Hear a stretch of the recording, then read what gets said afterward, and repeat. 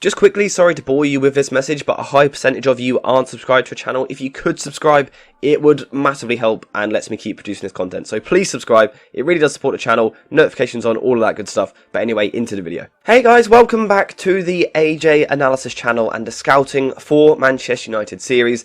As you guys know by now, the series where we look at players from all around the world and discuss whether or not Manchester United should look to sign them.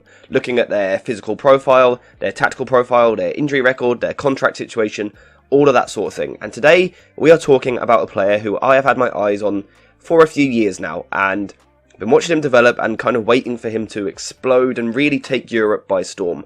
He's starting to do it for Porto. He's getting there. That is, of course, Evanilson, the striker, Brazilian striker for Porto. Bit of a profile, 23 years old, like I said, Brazilian, currently plays up front for Porto, stands at about 6 foot tall. In terms of if you research it, you kind of get a few different numbers come up. To me, he looks like he's just under 6 foot, but he's around that. He is a good physical presence. So today I want to talk about how he would fit in at Manchester United if he was to sign, and discuss why I think he could be a potential outside shout for this Manchester United striker position. We know that United need a striker, with Ronaldo leaving the club, Martial not being reliably fit, Rashford not a striker, and of course we've been looking at a few different players over the past couple of weeks. Today I want to talk about Evanilson. Now first things first, let's look at his FPRF report, because I'm quite confident Evanilson is a player that a lot of you guys will not have watched. So this is a good way to kind of give you a quick brief overview. Instantly what we can see, ranking very well for non-penalty goals and non-penalty XG. So that is the first box of a striker ticked. Can he put the ball in the back of the net? Yes, he can. And last season, he actually got 14 goals in the league, which is an impressive return from an expected 13. Now, that shows a slight overperformance, but not so much that it seems like an anomaly. This is a level that he can sustain and hopefully maybe even improve. In my opinion, strikers tend to get better at finishing as their career progresses. They learn different techniques, they refine their technique, and also their shot selection gets better due to experience of being in situations. So this is a number that I expect to improve over the next few years, but it's at an okay level already. Manchester United level, maybe not quite, but it's something that you can work on. Before we continue with the analysis, I want to talk to you guys about JerseyFIFA.com, the home of all of the greatest football kits. Whether that's the latest home shirts, the latest away shirts, tracksuits, or even retro kits, Jersey FIFA has a bit of everything. There really is something for everyone, so if you are interested, then make sure to use the link in the description down below and head to JerseyFIFA.com. Other areas of his FPRF report, we can see his assists are very good, which is quite a nice thing to see, shows that level of creativity, but also his pass completion, his touches in the attacking penalty area, and his progressive passes received, which shows what he is as a striker. We'll come on to that. Progressive passes received and touches in the attacking penalty area. This guy is a striker, a proper striker, someone that wants to get in the box and make things happen and score goals. And in terms of, if we go back to this, looking at his number of goals that he's scored, what we kind of see as we take a deeper dive is that a lot of this comes from inside the penalty area. In fact, every goal here inside the penalty area. And personally, I love that. I don't mind a player occasionally dropping deeper and having a shot from range, but what we can see is that he does his work, he does his business in the penalty area. And that is what Manchester United need. He also, if you notice it, does it pretty much within the width of the 6-yard box. There's not many shots that are from wider areas. And what that means as a result is that his shot accuracy is also very good. When you're shooting from closer in, closer to the goal, you've got more chance of hitting the target. Of course you have. So Evanilson does that very, very well. With those stats and graphics backing it up, I would say that Evanilson is very much a box striker. For me, he's very instinctive in the way that he plays. He's always on the move in the box. If there's a loose ball in the box, Evanilson will be the first to get there. He has that striker instinct. Something that analytically is kind of difficult for us to break down and really go into it, but just trust me, he is there in the box. He always just sniffs out these chances. He gets those poacher goals. However, he wasn't actually always a striker. So he was a winger, for Fluminense, but then got a move to Samorin in Slovakia on loan, where he got played up front for a few games and instantly scored goals, and basically he hasn't looked back since then. He went back to Fluminense, eventually made the move to Porto. So whilst he was initially a winger, these days he is very much a striker. However, we can still see that despite now being a striker, he does still have that tendency to drift into wide areas. Now again, when he was at Fluminense and kind of reinvented himself as a striker, he tended to drift more to the left-hand side. However, since moving to Porto, we find him more drifting to the right, and that could be really good for United. When we watch United play football, we know that Shaw pushes up on this side, Rashford comes inside, Fernandes drifts left, Eriksen drifts left, and when Martial plays, he drifts left. Having someone like Evanilson, who instead wants to drift right, could give United a better balance. And what we often see is that Antony gets the ball in this wide isolated area here. Let's just quickly put a back four in. But Antony will get the ball in this wide right area, like so. And basically, I've given the ball to the wrong player there. Antony gets the ball in an area like this. And United often open up this space in here, where you're kind of between defenders. United always lack a player in that area. So Evanilson, using this heat map here, perhaps is someone that could drop into that area and do the link play. Now, in terms of dropping in and doing the link play, I wouldn't call him a false nine. He's not a player that wants to do it constantly. Again, we can kind of see that from his FB ref report. His passes attempted aren't actually that high, only in the 60th percentile. But what we can see is that his pass completion is very high. So he doesn't always drop into these areas, but when he does it very effectively. We'll often see him doing little back heels, that Brazilian flair. He loves linking a play with a little back heel for some reason. That's kind of his go-to thing. A back heel to bring a teammate in. But what you'll see is that progressive passes aren't exactly high. So unlike someone like Harry Kane, he isn't a player that wants to drop into this area and then play a defence splitting ball for Rashford to run onto. That's not his game. He wants to drop deep, get the ball in here, sometimes dribble with it, using those winger traits from earlier in his career, sometimes carry the ball.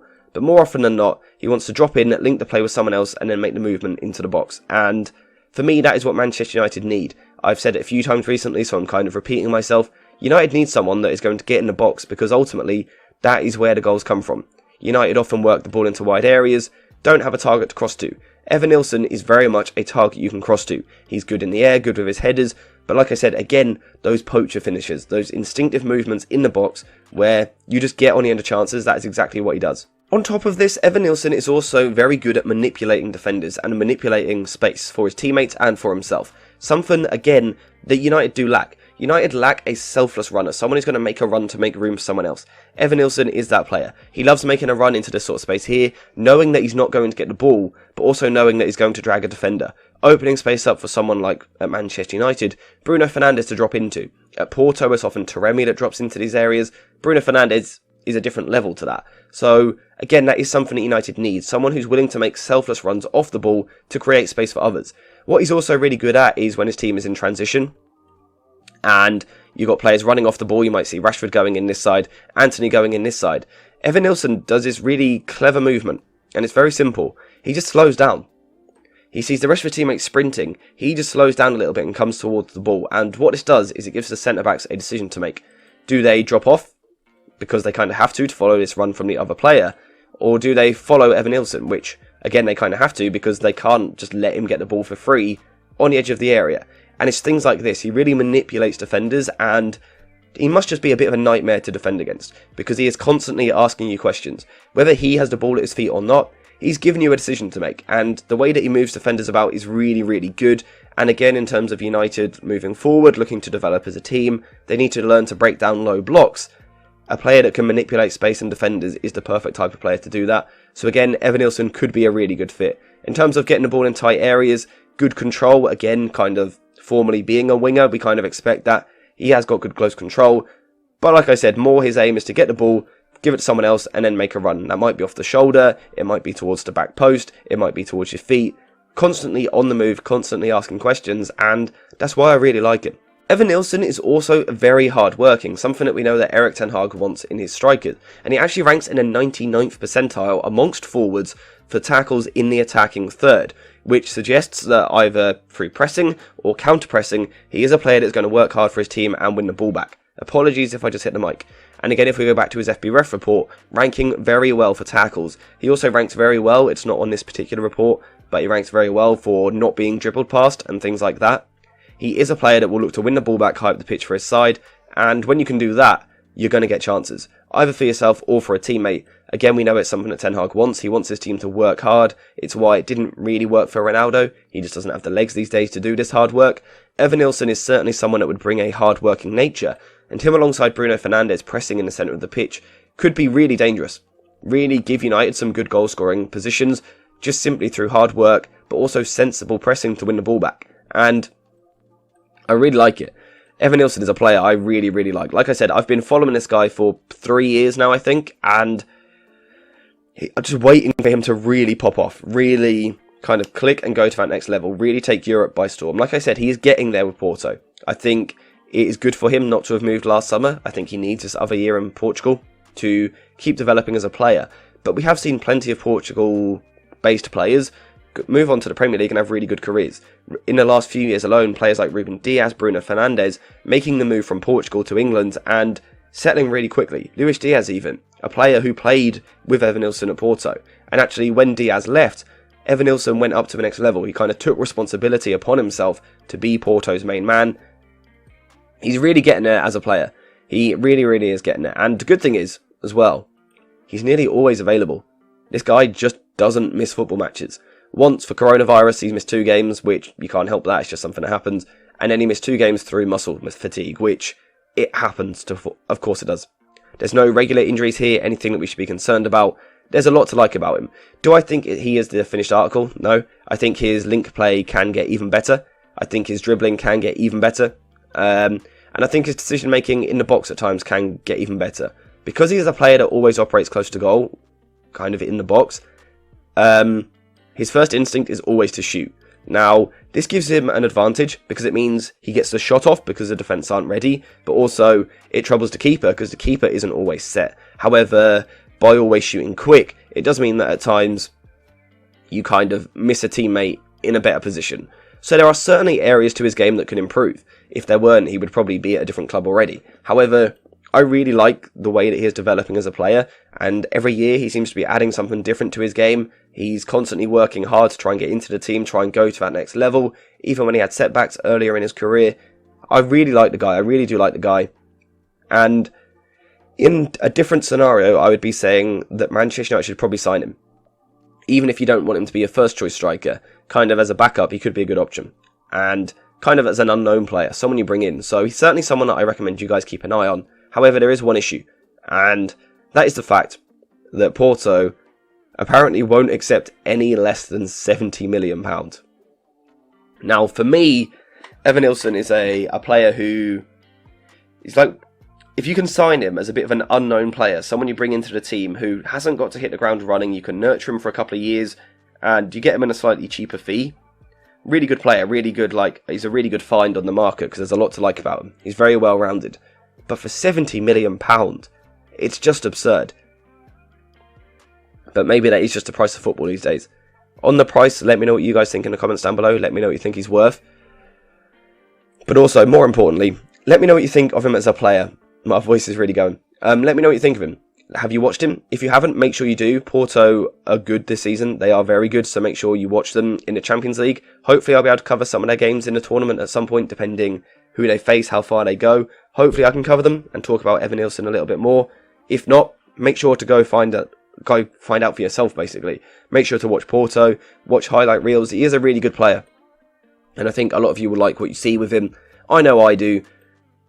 There's a lot I like, and I think he is what Manchester United need. So yeah, I would rate this probably as a B signing. I don't think he's top level. I don't think he is quite worth a 70 million price tag. I think for 40-50 million, which is still an incredible amount of money, but these days it's probably not even. Like Aaron Wan-Bissaka cost 50 million, so Evanilson is better than Wan-Bissaka, and the market has continued to inflate since then. So when you put it in that context, I think for that sort of fee he would be good. But I don't know, is he ready to lead Manchester United? Probably not right now in his career. He's probably a player that needs another year of work and development. So ideally, I think the best solution would be to bring him in, and he's not necessarily straight away the main number 9. There's some games where he plays, some games where Martial plays. That would be a nice way of balancing it, maybe even Rashford at times. But that's my thoughts. I really like him, and whether he moves to United or not, I'm going to keep watching him. I've really enjoyed watching him develop. I recommend you guys do the same. I think he will be a big name at some point in his career. I think maybe he's a late developer in that sense. Maybe it'll be a bit later in his career we really see him shining. I really like the look of him. So whether for Manchester United or not, keep an eye on him. He's a good footballer. He's good fun to watch. And I think he'll make it at a top level. But that's all I've got to say for today's video. Thank you guys for watching. I hope you have enjoyed it. And as always, I will see you in the next one.